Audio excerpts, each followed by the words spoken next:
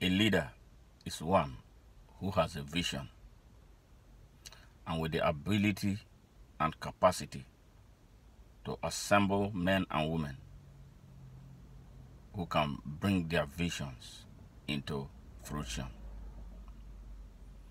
A leader is not supposed to be one with sledgehammers at all times, beating his or her subordinates down.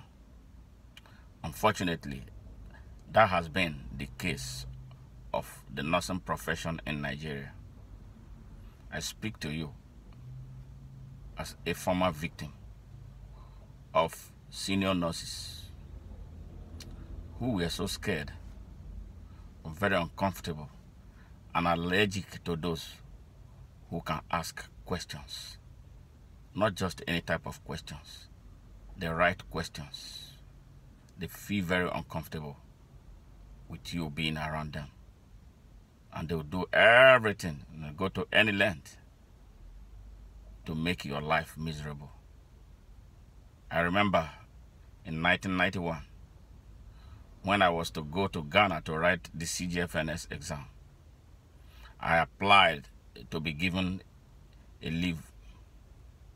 The chief nursing officer at the time at the National Orthopedic Hospital in Kano refused because they were short-staffed. That was his reason.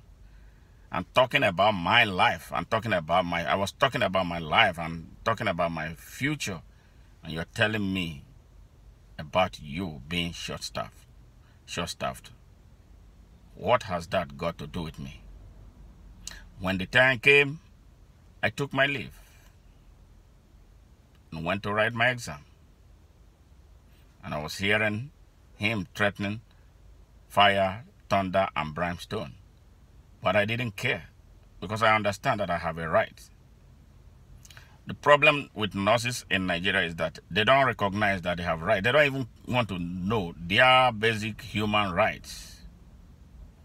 Somebody was telling me about one nonsense civil service rules that bar nurses from granting press interview. I don't even know about that, if it actually exists. But I do know that I have a right that supersedes the power of the constitution of any country.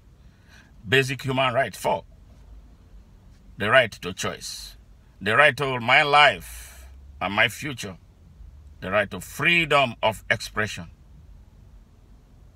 the right to freedom of association, and the right to the freedom of worship. Whatever I want to worship as my God is my business. But our people, the nurses, they love to infringe on people's rights. I bet perhaps because they are ignorant of the rights of others. And then they caustically and flagrantly abuse, assault, and try to disenfranchise people of their rights. Nurses in Nigeria are run like soldiers, with the senior nurses acting as if they are garrison commanders. Nurses are supposed to be gentle people. Nurses are supposed to be compassionate people. Nurses are people that are supposed to demonstrate empathy, show understanding, because we deal with lives. And when you demoralize nurses, how do you expect them to provide those stellar performances? You endanger people's lives by running those below you down.